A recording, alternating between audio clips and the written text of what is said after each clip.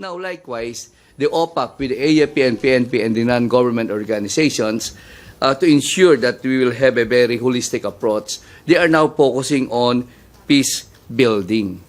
So nagkakaroon tayo ng peace building effort kasi sinasabi ko nga, whatever infrastructure na mga gagawa natin at the end of the day, hindi natin ipagmamalaki, ipagyayabang na napagganda natin ang Marawi, hindi lang natin masabi, ibinalik natin sa dati, but instead, mas maganda pa kayo sa dati, hindi natin pwede ipagyabang ngayon kung there is no peaceful environment. Ang peaceful environment ay napaka-importanteng aspeto ng ating rehabilitation. Masabi ko nga, 50% lang ang infra.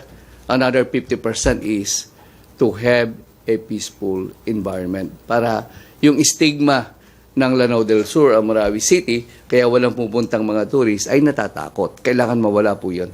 And our objective is to ensure that Marawi will be one of the best tourist attractions in Mindanao at the end of the rehabilitation.